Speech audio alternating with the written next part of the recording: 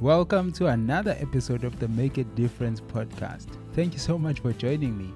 Today is a very special episode where I'm joined by a very good friend of mine who's doing phenomenal work through his life. And we talk about the topic of living purposeful lives. And so I'm sure that you're going to find the content today helpful. And please consider sharing it with your friends and anyone that you think this content could be helpful to. As well as please follow us on Instagram and Facebook. On Instagram, our handle is @makeadifference_podcast. And on Facebook, it is @makeadifference_podcast, all one word. And so, without any further ado, let us go straight into today's episode. Enjoy.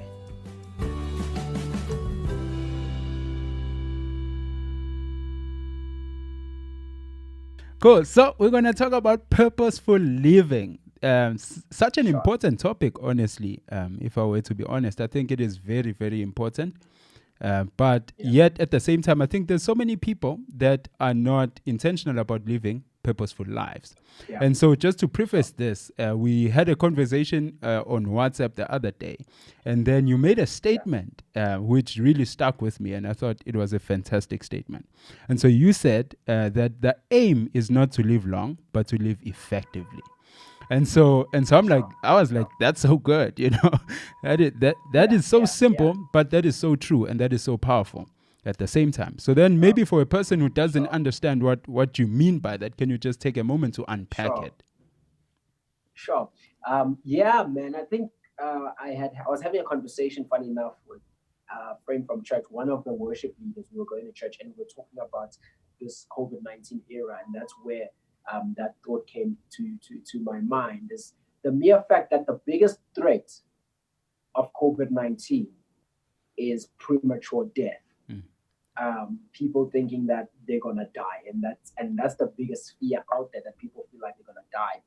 And I then had to think about it, that what's the point of living long if you're not doing anything about it? And for me, I kind of had and this was literally, I don't know, I think we spoke about a week ago, because that's when it actually came to me as well, is that actually, why am I so afraid of COVID-19? I should be more afraid of actually living long and not doing anything with my life. So if there's anything that COVID-19 has done for me now, is to be able to reflect and say, what am I actually doing with the time that I do have? Yeah. I think because our lives feel so threatened, we are all of a sudden just so aware of death and so aware, trying to sanitize and mask and everything. Besides the regulations, we also want to stay safe and be alive, right? And the question is why? Why do you want to live so bad? And I just want to ask that question to you and everybody that watches this. Why do you want to live so bad? And if you can't answer that question correctly, then you're missing the point of living. And that's where we find the existence between people who exist and people who live. So that's when it dawned to me that, wait a minute, I've been living for so long, or rather I've been existing for so long, but am I being effective? The 27 years that I've spent on this earth, because I'm 27 years old now, how have I lived those years? Have they been effective? And if God graces me with another 27, how am I going to live those? So for me, COVID-19 has been a reflection season to say, I have lived this long. This is what I've accomplished. What can I do to either double or triple that effectiveness and what I've done in the past? So when we talk about living effectively, purposeful living, which is the topic for today, living intentionally, living with a plan, living with a purpose, understanding the why behind the what. It's not just what you exist to do, but why you exist to do it. And I think that is what becomes the driving factor for me when I get tired, when I feel discouraged, when I feel like, you know what, I want to quit. The why is what reminds me, Menelisi, what you understand what you're doing, but why are you doing this? Why are you doing Love Incarnate? Why are you doing marketing agency? Why are you doing these interviews on Instagram and so forth? Why am I doing what I'm doing? Keeps me going. Trust me, I do get discouraged, but the purpose of living is the real reason why I keep going. So that's what I mean by that. It's that people shouldn't be stuck up with living until they're 60. For what? If you can do everything that God has called you to do by 35, then that's okay. Why be worried about dying when you're 30? What's wrong with that if you accomplish your mission?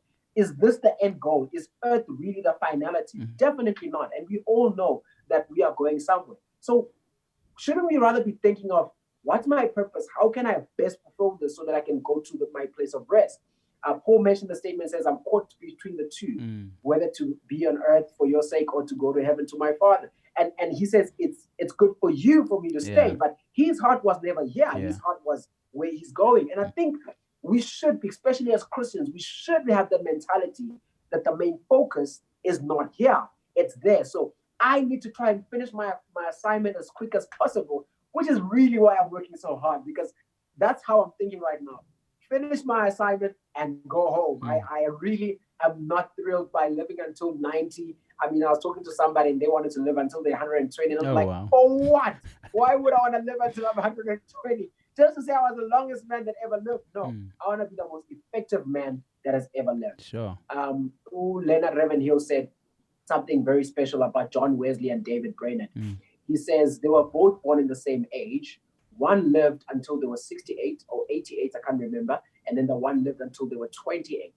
So the difference is not how long they lived, but it's rather how they lived. So they're not going to be judged for the magnitude of what they've done, but rather for the effectiveness in the time that they were given. And I like that. And I like that very much, because you cannot judge somebody who lived for 60 years and 30 years based on the accolades, but rather in the effectiveness. So the more time you've given, the more effective you have to be. So that's pretty much where the statement ambience from. And it's something that keeps me going and keeps me on a drive to just say, today I've got 24 hours. What am I doing in this 24 hours so that I do not regret the time that I have and that God has given me? Sure. No, that's amazing. And I think it does just shine that spotlight on the things that we think about and the views that we have. That sometimes we we make a decision just out of fear. People are living just because they're afraid to die. And once we drill into that and we begin to unpack it, then it really surfaces what are the reasons, for the views that we have. What are the reasons for the desires that we have? Is because we are actually afraid of dying. So I think what you just said is really powerful. That really we all need to know what our purpose is, what our mission is, and just get on with that. And when we're done with that, and then we leave. Get over and done with and go. Exactly. Definitely. Honestly. Because we all know, we all know that that life here on earth has lots of issues, honestly speaking. This is not how things were actually intended to be originally. And so why not have that desire to say, you know what? We want to be in that place where the place that you refer to as the place of rest, a place where, things are how they were originally intended to be in the first place. And so maybe we can just transition. This transitions nicely into the next thing I wanted you to just help our listeners with. The whole thing about purpose.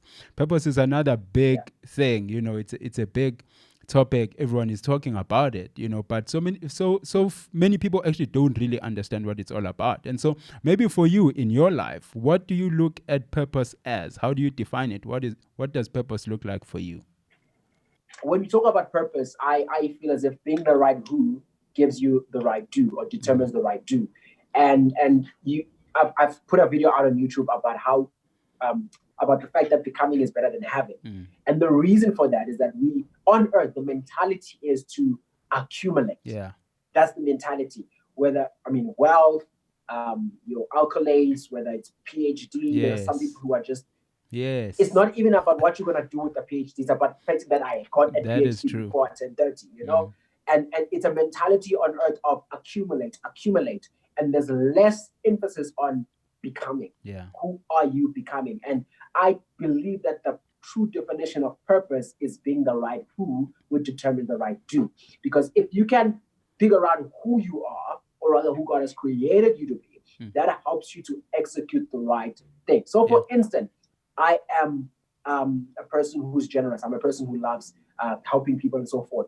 The fact that I know who I am now, I can find ways on how to project that. Now, one thing that I can probably disagree with a lot of people can disagree with me with here, but I've come to learn about purpose is that I have grown to see purpose as not one road forever. For instance, if somebody says my purpose is to be in ministry full time, I don't see purpose like that. I see that as a means of serving your purpose. But that cannot be your purpose. So your purpose would be rather your why. Your purpose is never your what. It will be rather be your why. So what you do may be ministry full time, but that's not the purpose. The purpose would be the why, and maybe your purpose is to win souls. Yeah. So for instance, you may be in ministry for 10 years and still live ministry and still be in your purpose by going to do something else, as long as you're meeting the same thing. So that's the who thing. So if you can answer the who thing, it helps you to navigate on what to do in order to live out that purpose that God has given you in your life. So if people do not discover who they are, why they are here, they can never truly live in their purpose. So, and as well, never allow people to put you in a box and say, this is it, this is what you're created to do, as if now you have to be a missionary forever, or now you have to be in social justice forever. No, don't put yourself in a bowl like that. Just make sure you don't live outside of who you are. Some other thing that people do can become very attractive to you. And all of a sudden now you want to be a dancer. Now you want to be a singer. Now you want to be that, right? And you can easily lose your purpose in that. So that's why it's important to no, I'm a communicator, right? Yeah. So you can find different ways of communicating, but you don't have to now try. You want to be a businessman, you want to be a soccer player, just because people are doing it and doing well at it. Finding the right who helps you to do the right do. So in summary, I hope that's brief enough, and I hope that the person can understand me, that that's how I understand purpose. And once again, I'm open to differ and have a conversation. You can comment if you're watching this on YouTube and share your views on it. But I really think that's the whole thing on purpose, becoming the right who, understanding why you're here, because we know why you're created. Maybe let me close with this example. If I have a Mercedes C63 AMG that is made for a specific purpose, right? What is the purpose of a vehicle? It is to drive. Yeah. Right? It needs to take you from point A to point B. Yes. Now, it's a nice car to look at. But if it's all it gives me is sight, then it doesn't serve its purpose. Yeah. If it's parked and I look at it and I can clap at it and say, wow, you look nice, the seats, whatnot. But if it cannot drive me anywhere, then it's missed the point of being a vehicle. So sometimes we can get carried away about the luxury, the nice things, and lose the core purpose of what it's supposed to do. So if that car cannot move, if the engine is not there, it is pointless. And I think there are people who are like C63's AMGs with no engine. They look nice, they've got money, they've got nice houses, they look like they're living the life. People clap for them when they pass by, people turn their heads, but they're not fulfilling the main purpose. The main purpose of a vehicle is to take you from point A to point B. So yeah, I hope that helps elaborate the point. Better. No, that's amazing. And I definitely agree with you that that is a much better way of defining purpose. Not the what that you do, but your why and who you are. For example, I read a book, the Start With Why book by Simon Sinek. And he he makes a very big deal about discovering your why, because that is where everything emanates from. And so I definitely agree with that. And obviously, my journey as well in my own life attests to that fact that your purpose is not that single track that you need to get into and do until you die. Your purpose is your why. It's the root cause. And then everything else is an expression of that. And so it might express itself, through live Instagram videos, which is what you're doing, or it might express itself in the pulpit in a church, or it might express itself in a mission field. So I definitely agree with that, and I hope definitely it helps. Before you continue, Mondli, you just mentioned the point. I remember about 2 weeks ago, I hosted Insta Live with Linda Ndun, who happens to be a motivational speaker. He's currently living here in Johannesburg. The first Instagram interview where we did an altar call. Oh, wow. And it was amazing because hands went up. I think there were about 8 people that gave their life to Jesus on Instagram. Now that is amazing. And literally we called each other afterwards and we were literally teary because of the whole experience. And I've only done that once. But then just to echo what you're saying, the purpose actually still met. That's why I exist. Right? Whether I'm doing it on Instagram, whether I'm doing it on YouTube, whether I'm doing it in the pulpit, as long as the why is still met, the medium can be different.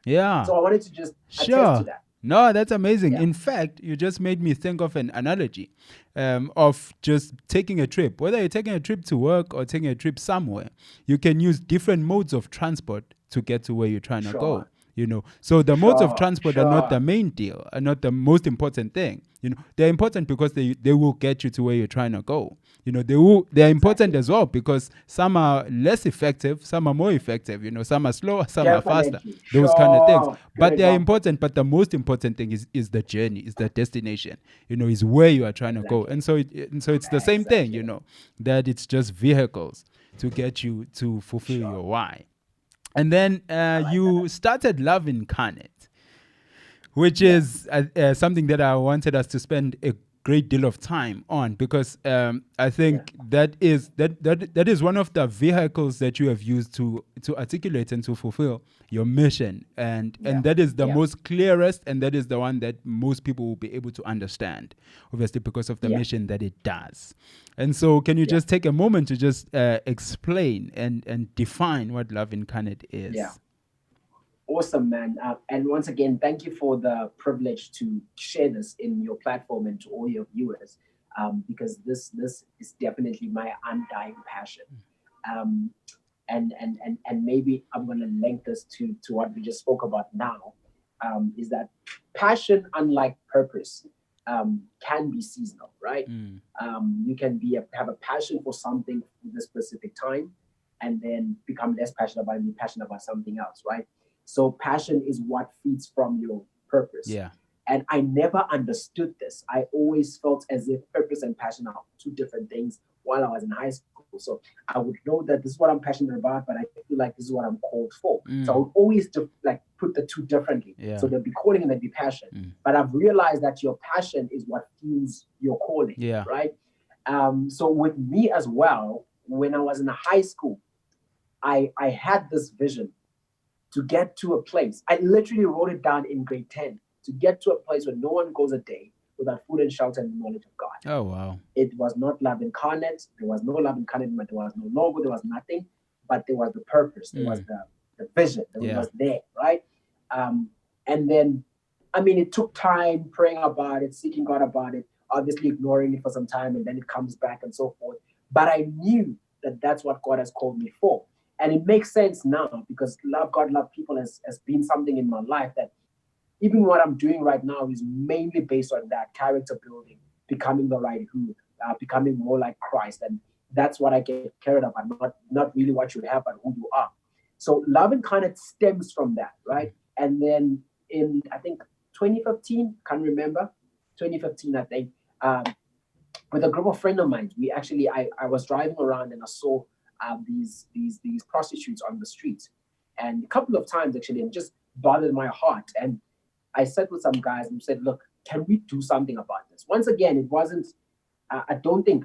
Maybe let me go back. A year before that, I had designed a logo, and I called it Love Incarnate. There was no Love Incarnate. There was no idea. It was just feeling back from that. So I designed this logo, and then it was there, and then it stopped. Continued with life, and then months later. And I experienced this whole thing with the process and so forth. And then I spoke to some guys, like, can we do something about it? We didn't know what to do then. So we decided, I took them for a drive just to see everything. Then we decided when we came back, then we're going to just do a prayer walk. And we did that, just asking God to help us, because we felt like this is something that we do about in our community, do something about in the community. So fine, we went around, we prayed, and then we felt God leading us to just show these people some love, and then, because we felt, I believe the Holy Spirit was saying that if there's one thing that could save a person that's broken to that level, is not judgment, but love and acceptance. Sure. And because there's something that has put them there in the first place. That's amazing. So from my experience with working with those people, if there's one thing they haven't really felt and experienced, is genuine love that is unconditional, that does not have any, it's not transactional, because they used to, that's not transactional. Yeah. So that's what we wanted to do. And funny enough, when we started doing it, we went around praying for them. First of all, we didn't have anything. We would go and just spend time with them. Sure. We weren't asking for anything. We would just be on the street, talk to them on the fire. Until later on, somebody said, these guys are hungry. It would be nice for us to bring food. But definitely then, we were not preaching. We were not doing anything. We would just talk. And then they would say if they are hungry. Then we made a plan to start getting food for them. And literally, a move became an organization. But it wasn't an organization before it was a move. Yeah, It sure. was definitely about just lending a helping hand and loving people on the street. So hence love incarnate, which is love in the flesh, which has been my truest passion, and I believe my one. They always say one. Everybody has one message and different sermons. Yeah. That has been my one message, which is love God, love people. So love incarnate, love in the flesh, really was what we're trying to do, so that if people have never experienced love, if they see me or any one of our team members on the street, they say, today I had an encounter with love. Essentially, I had an encounter with God, an encounter with Jesus. Wow. So on those streets, Mondli, we began to see people giving their life to Jesus. We have testimonies. We have a guy called Victor who's still working, doing a lot of the groundwork in that way. He takes people, even now during lockdown, they partner with another organization to do some classes for some people who need jobs, getting the skills so they can get equipped. Sure. So all of that has been part of what we do, just showing people love.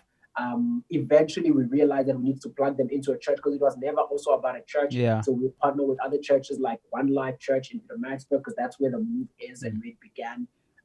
And honestly speaking, it has grown so much from just a passion. Yeah. You know, from just a passion of saying we're passionate about doing this. So now, as we sit, we are still mainly in Pietermaritzburg, but I've got a couple of guys that I'm with now. We are looking to start something here in Pretoria as well. That's fantastic. And just growing and expanding the work. Just last month, we did a donation.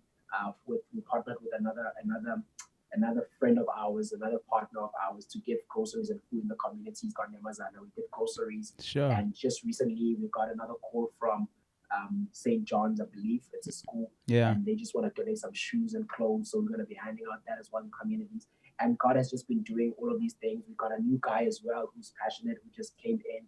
And he's just given a good gift, generosity. I won't even mention that amount that he gave towards the organization, the move. I think about a week or two ago. And there's just always this propelling move that God is doing through Love Incarnate, because I think that we got the right why. Yeah. And more than anything, I think we got the right why. So it may have changed in form over the years in what we do. We ended up doing Hope, which is working with disabled people. We did orphanages. We visited prisons.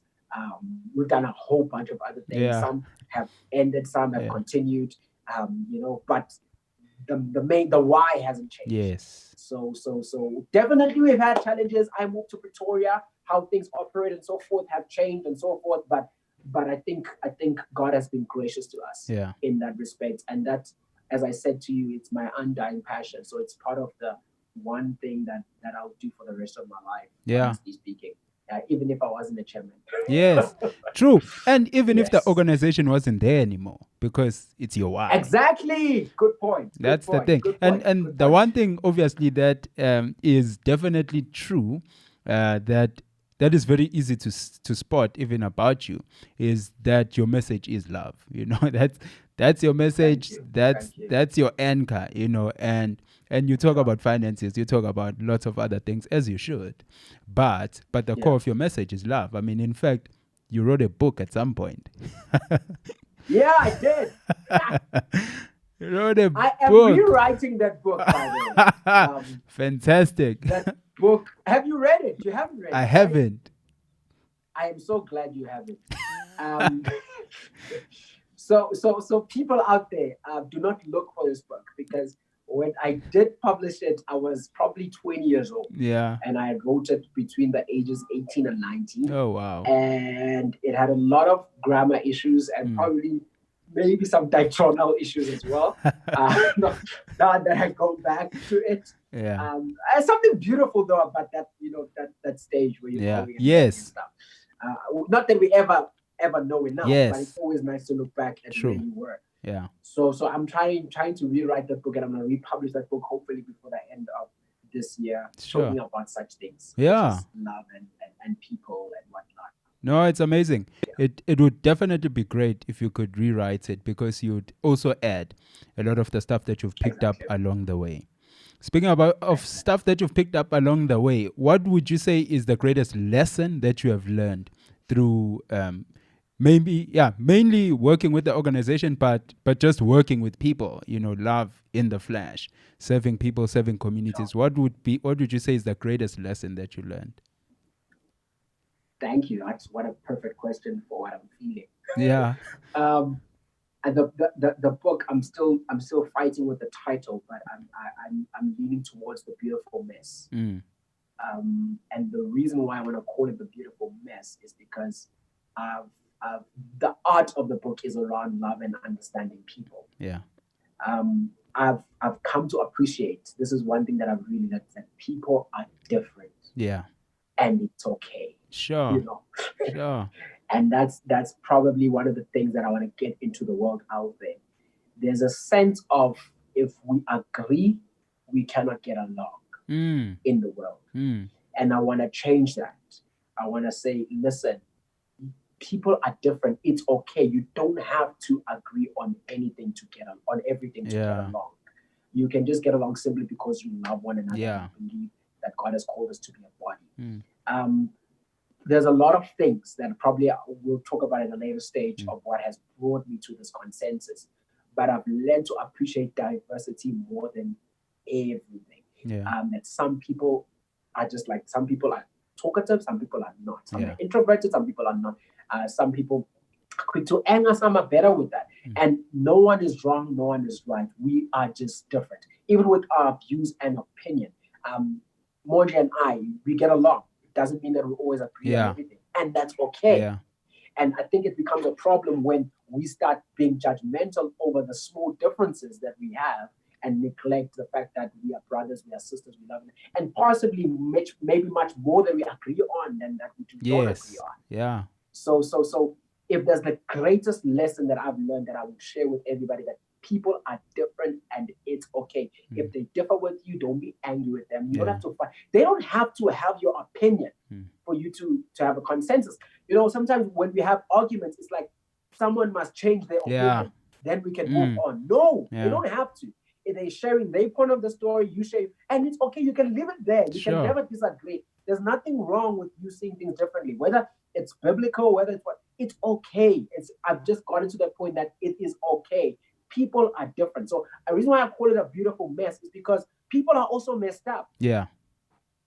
But they are beautiful as the mess they are. And God loves them, the mess that they are. And I love them the way that they are. It's a beautiful mess. Literally, I can tell you stories, man. It's a mess, but it's beautiful. When you look back and you're like, wow, actually this and that has led to this. So I'm grateful for that. I'm grateful for this because it has led me here. So it's okay, guys. It's okay. Don't accept them, love them the way they are, with their short temper, you have your own drums. So please don't try here and act all innocent. You are also different. Menelisi has a lot of issues that God is dealing with. I am far from perfect. And those of you out there that knows my flaws, thumbs up. That's great. You got your own, and we all in this trying to figure out together. That's why I will never look at Mondli and say, Mondli could be doing this or whatever. No, I won't. I got my own stuff to worry about. It reminds me of that thing that Jesus says about the log in the eye.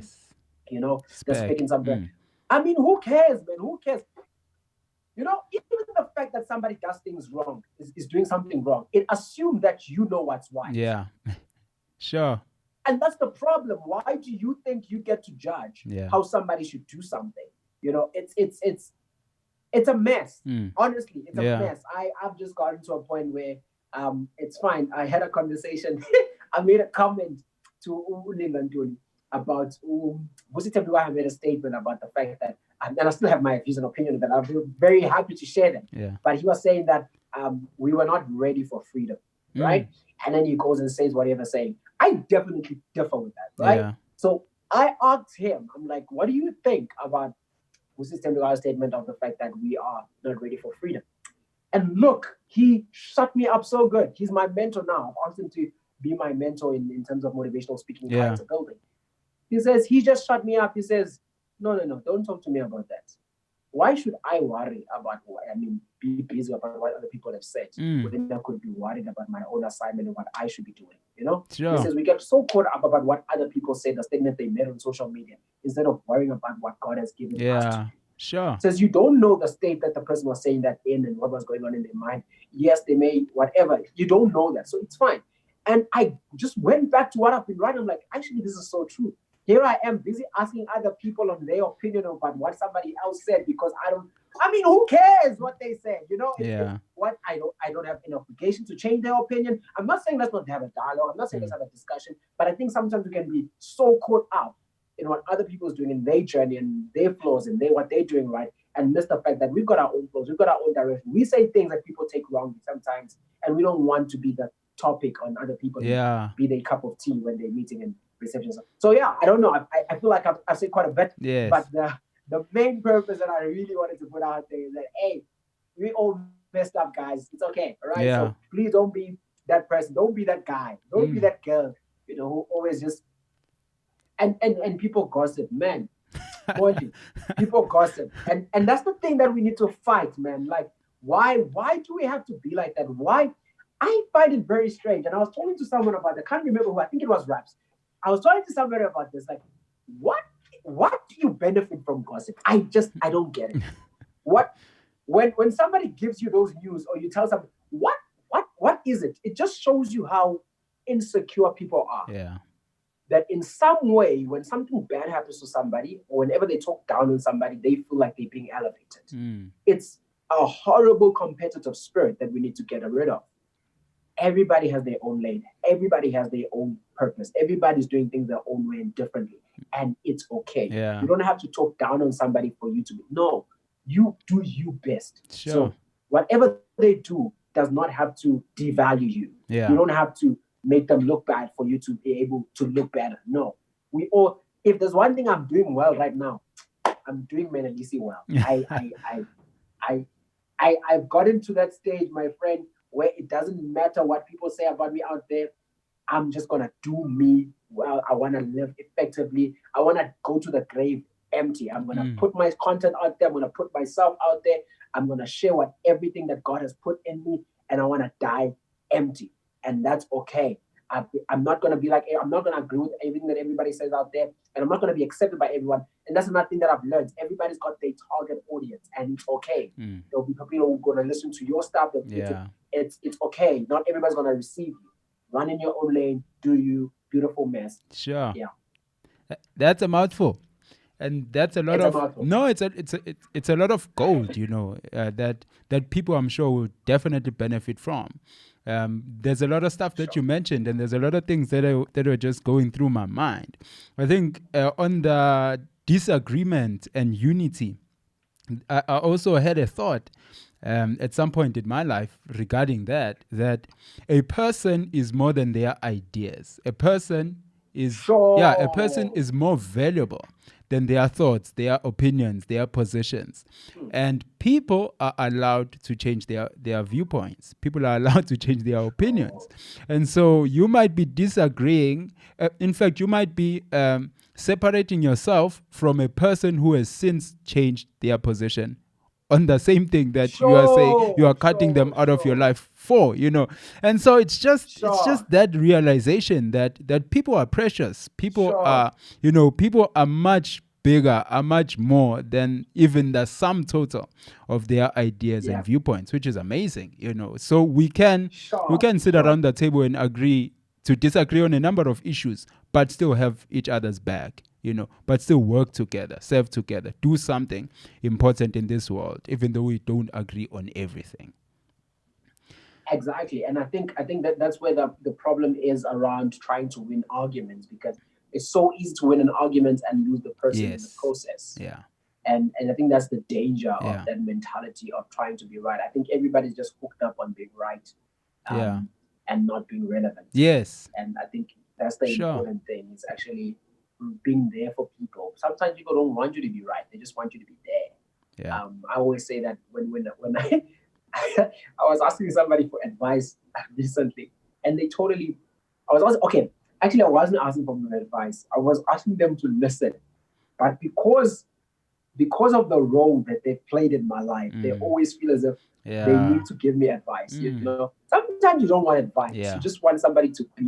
Yes. And I think that's what we just need to get, that it's more important, as you say, to to accept the person and not the idea. Yeah. You know, you don't have to agree with everything they say, because people are different to Yeah. the ideas. It's okay. The ideas change, thoughts change. Like, for instance, I wrote a book about 10 years ago. No, not 10, sorry, maybe Yeah. 8 years ago. I'm a different person now. Yes. It is 10 years ago, actually. Yes. No, definitely. And it's fine. It's all right. It's fine. It is Nothing fine. is broken. It's okay. Cool. Highlight. Your highlights We up hope until so. this Nothing is point. broken. Yes, we hope. We hope. Your highlights on the work that you've been doing. Maybe a couple of highlights, because sometimes it's difficult to name one. Few highlights. Things that you are most proud of. Generally everything that I've been doing. I'm not sure, but definitely I'm not sure if you're still going to get into this, but definitely one of my highlights right now, because especially my mind, is Imagine Enterprise. Yeah. We started with a marketing agency literally this month, and man, God has been so good. Sure. Business is going well. We're getting clients, we're getting income. I think the turnover this month is looking very good for our company.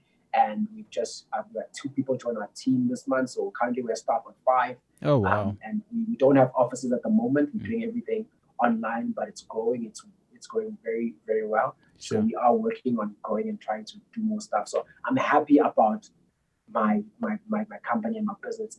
It's phenomenal, honestly speaking, much better than I thought.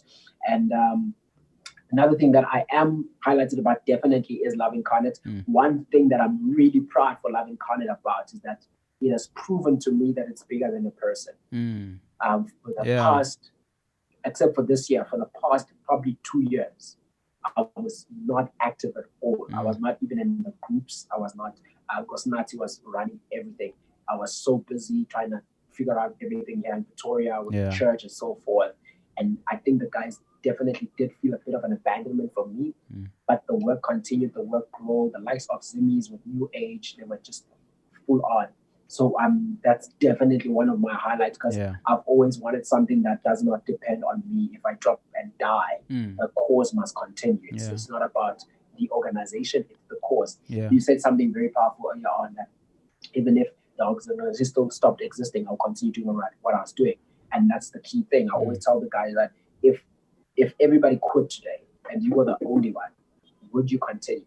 You know, because it's not a peer pressure thing. It cannot be a peer pressure. It cannot be a hype thing. It cannot be a just because everybody's doing it. No, it has to be an individual thing that you do because you believe in it. So that has definitely been my highlights. And now, because I'm just more involved than I was in the past years, and I'm back in it, I'm really, really feeling proud of that.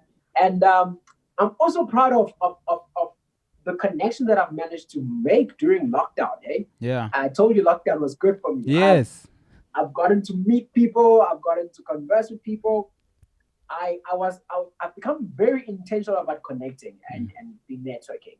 So I'm doing that. So that's definitely my highlights. I realize that some people are some people are just down to earth. You'll never know until you talk to them. You may think that, I can never speak to this person. I can never get into it. Just try them. them. And you'll be surprised. You'll be surprised that they're not in that high horse of thinking that they are all that. So, and that has grown my love actually to really love people and appreciate people. So that's my highlights, being able to connect with great people and meet new people. And I'm intentional now. I try and meet somebody new probably every week. I make sure that I meet someone new every week. Make those connections and grow those relationships. Also, probably the growth of my relationship with God. This one is controversial as well. I'm going to say this, people, and I'm open to take questions. I'm saying a couple of stuff. I think I'm growing in a different direction. Anyway, one of my highlights, I was talking to a friend of mine, which is a lesson that I've learned now, is that one of the most beautiful things that actually I said it in the sermon last week when I was preaching at North, is that we're finishing our series, Do Good. And I was talking about the sin of omission and the sin of commission. And one of the things that I mentioned to the church is how Christianity has become more of a relationship than it is a religion, unlike in the Old Testament. And the beauty of that is that with the law, you could subscribe one thing for everyone. Right? With Christianity, it doesn't work like Yeah. And as I'm saying, it's very controversial because what God decided to do is to remove the old mentality of laws on tablets for a nation and decide to put the law on individuals in their hearts. Yeah. So what the beauty of that is that you cannot subscribe to people anymore and judge them based on tablets, judge them on a universal law, because people have different laws in their heart. That has further helped me grow in my journey of understanding people. So I'll make an example on the gender issue that we're talking about right now in terms of feminism and so forth, right? And I'll make another example of issues of marriage and remarriage, right? I have found those issues to be more personal than what I thought in the past. I have grown into a place where I don't say, if the Bible says, I'll say. Yeah. But when the Bible is quiet, I just choose to be quiet and say, look, there is a law that God puts in people's hearts, and it's not for us to prescribe our own convictions on other people. And I've just grown to appreciate more during this season, and it has definitely been my highlight because it has impacted my worldview. And worldview is everything. If you change your worldview, you change how you live. So, so for instance, I still stand against, and it's a free country, I still stand against homosexuality. It's a free country. It's a free country. I stand against homosexuality, but I'm a person who's open to have homosexual in their church. You know? So just understanding those dynamics and beauty of that, and understanding that there's another thing is that I there's people who judge Christians who don't. I think there was this guy from Hillsong in New York. He made a statement. I don't know if I should be saying all of this in the podcast. We never know who's going to be listening to this. But there's this guy, I forgot the name of the pastor, and he was asked a question around homosexuality and so forth. Carl Lentz. And I think his answer was like, Carl Lentz. He says he doesn't want to judge or something like that. And people obviously throw stones at him at that. And I understand him. I understand him. I understand him in the sense that I don't feel as a Christian I should prescribe how non-Christians live. You know? I cannot tell them that you can't be drunk. No, but I mean, on what basis? You know, you can't have sex before marriage. On what basis? Because the Christian culture is different to the worldly culture. So they are in a different world altogether. So those are the type of things that I'm talking about, which are very controversial, but that's probably where I'm at. And for me, it has grown to love people more, accept people more, appreciate people more, even though I differ with them. I'm not saying they are right. I don't condone what they're doing, but I don't want to be caught up in, in fact, Paul does say a statement, don't judge those who are without, judge those who are within. So I don't want to get caught up in all of that messy and whatnot. And people put you in a corner on social media and try to get you to choose a side. I don't want to get into that. I've appreciated that we're not in a religion, we are in a relationship. And as I tell people, the relationship with my wife, my marriage with my wife is different to your marriage. I cannot tell you how to be married. So I cannot tell you how to do your relationship with God because it's different. It's like a different marriage for everybody. So I think that's definitely my highlights. Sure. No, it's amazing because many people are just, shutting down, hibernating during lockdown, and they're just hoping for things to get back online, so that life can continue. But you have been living, during lockdown. You haven't just been surviving, which is amazing and commendable. And there's a lot of important things that you mentioned, and just to also add my 2 cents on the last one that you mentioned, I think it is true for me as well, just that maturity of growing to understand that, God loves people, God loves individuals, and just how precious an individual is to God. And if an individual is that precious and important to God, therefore, I have to take a little bit of a moment before I judge the next person. I need to take a little bit of a moment, before I throw a stone at another person. So I definitely agree. Before we wrap up, are there any regrets? So if you look at your life, you look at the stuff that you've been involved in, stuff that you have done, are there any regrets that you see? Yeah. I did. Yeah. No. There's. I don't want to say regrets though. Mm. Because I think with everything we learn from it, and we grow from it. But I think if there's anything for me, I wish I had, which is something I've been talking to people a lot about. I wish I had better financial education Sure. before I started working. Yeah. I honestly, Yes. That honestly, makes the two of yeah. us. And Shame. Unfortunately. unfortunately, honestly speaking, Mondli, if I knew what I know today, I would probably be a lot further in life than I Mm. am, financially speaking. Um, but yeah, it's okay. Yeah. Yes. It's okay. Sometimes that's why I don't want to say regrets, because I think sometimes it's good to go through those stuff early, Yeah. so that you can learn from it, and Yes. now you know, not from what you've been told, but from your personal Yeah. experience, and because of that, you're just more careful going forward. I've always been a person who is, yeah, easy with stuff. Mm. I'm not uptight. I'm easy. Yeah. So now I'm more structured. Mm. Yeah. I don't know if you get what I'm not saying. Mm. Yeah. So if I think that's the one thing that I really regret, that I always say that I want to do better for my children. I mean, we were not taught these things. Mm. Honestly, we Yeah. just got employed, got a Hey, salary, man. and then bought a pair of Nikes, bought an iPhone, bought a what, and then now that I think the 27-year-old me is a lot smarter. Yeah. Um, yeah, Sure. That's in a amazing. nutshell. Yes, and that's a very important one, and that is very relevant in our African context.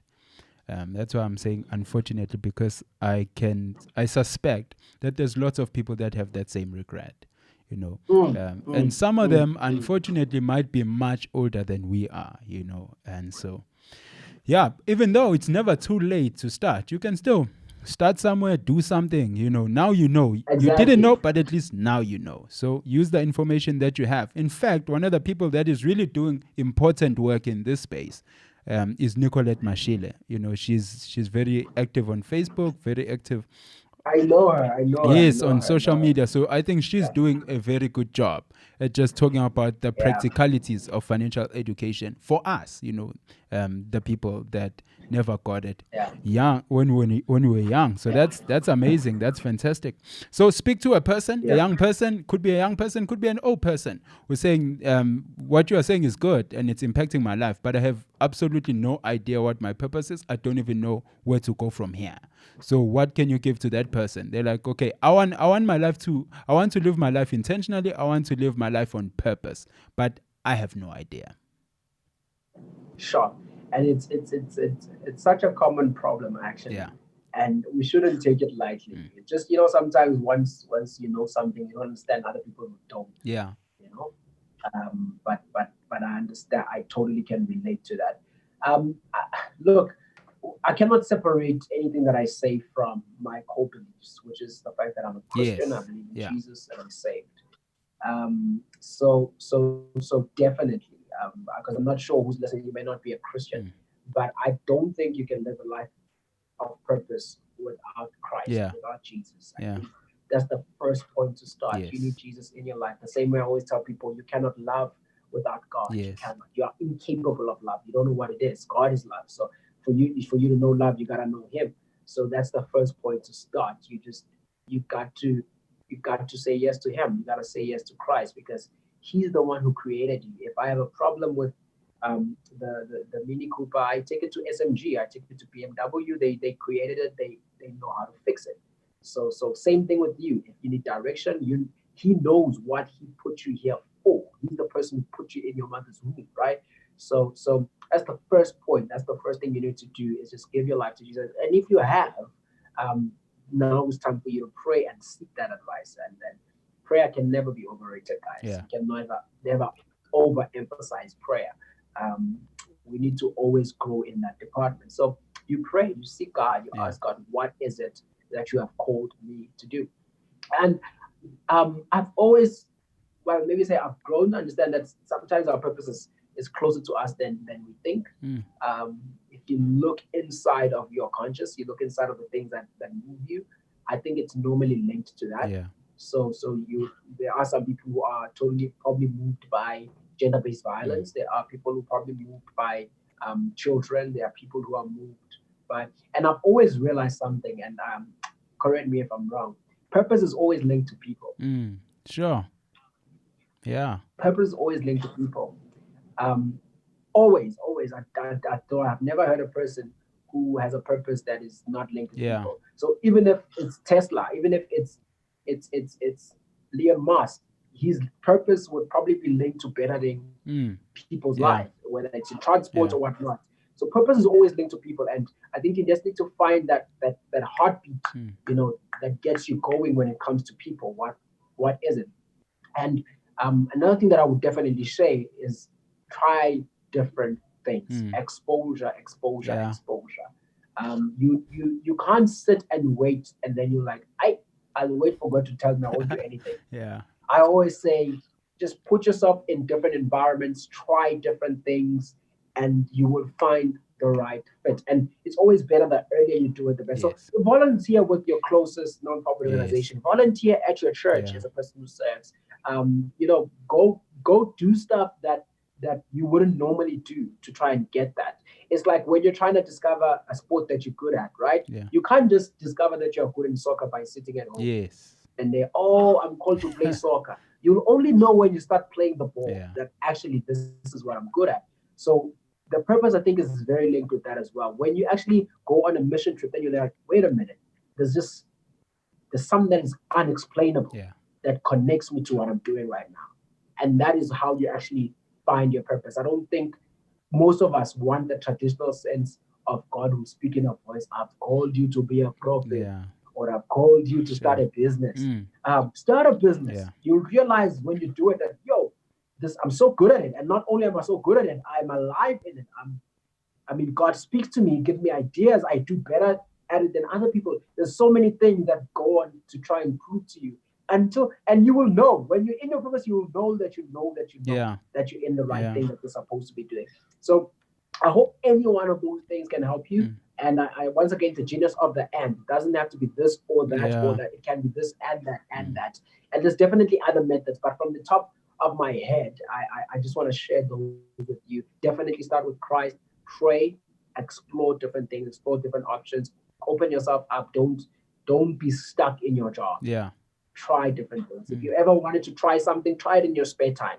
Don't quit your day job to go and do it first. Do it in your spare time and figure it out first. And if you feel like you're good at it, you can make a living out of it, and this is what you're happy doing, then you're there.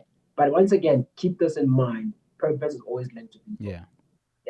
Fantastic, man. Awesome. Sweet. Any last words? I want to just say, first of all, thank you so much to you. And to your viewers. I think I told you, I took a look at your podcast, I took a look at the site, I took a look at the YouTube channel, and I just want to say that this is an amazing and great initiative, and I am so privileged. I honestly am honored to be your guest, and I think it's going to grow, it's going to become big, and God will use you. It's not a fame thing. I always tell people that it's not a fame thing. It's an influence thing. Right? Sure. You need a voice. Yes. You need a voice, and God is going to give you that voice to nations. So I don't take this lightly. I think people. I thank the people who are viewing. I thank your viewers, the subscribers, and I really would obviously like to be part of this journey. I would definitely like to see it grow, and I'm praying for you. And God bless you so much, man. And I definitely am looking forward. I'll put you on the spot. I definitely am looking forward to having you on my Insta Live one of these days. So because you are on your show, you can't say no. It's very funny. So, In fact, there was a very important conversation that was going on Facebook that Glenn started. And so And so I commented a little bit there just to say a few things. And then at some point, he's like, okay, he thinks it would be very good for us to get on a Zoom and have a conversation about it. I say, I love conversation. I just don't like participating. I like hosting conversations. But we can make anything happen. If you bring me into your Insta Live and I host you, no problem. But to be honest, the honor is mine. I'm very honored that you took your time, honestly, to just come and share with us. Because one of the very powerful things about you is that it's just the person that you are, and everything that you have done emanates from the person that you are. Going back to your why, and so you have a very strong why, but not only that, you have a very clear sense of what your why is, and there's a lot of us, especially in our age group, who are really struggling with connecting those dots, really discovering our why and living a life that harmonizes with that why. And so thank you so much for coming and joining me and sharing the stuff that you have shared with the people. And really, I mean, the hope is that someone's life is impacted. Someone finds this stuff useful, and someone connects the dots in their own life, and they go out there, they try something, and they do something that is going to leave this world a little bit better than how they found it. Ultimately, at the end of the day, that is all really we're trying to do, honestly. It's just to make our mark, do the thing that God has put us here on earth to do, and then we're out of here. Honestly, that is what it comes down to at the end of the day. So thank you so much. And definitely to the people that are viewing this, definitely go check out Menelisi on YouTube and Instagram. Is doing really, really important stuff there, having really important conversations that you will definitely benefit from. So go check him out. Instagram, you're at Menelisi Cele. And then YouTube as well. Everywhere. Facebook, Instagram, YouTube, Menelisi Cele. Go check him out. Definitely. No underscore, all one word. And then when it comes to Love Incarnate, they've got a website, www.loveincarnate.co.za, all one word, all small case.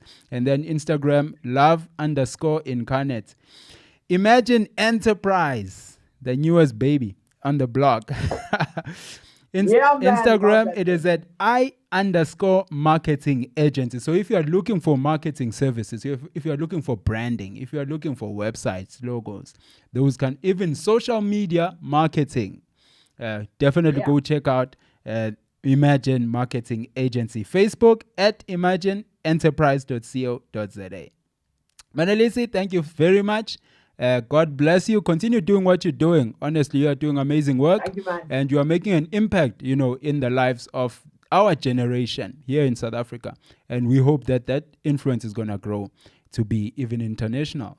Make no mistake about that. Honestly, I do believe that God is going to continue to use you. So thank you so much and have a great day. And continue doing what you're doing. Thank you, man. Cheers. Thank you. Love you guys. Bye-bye. Yes.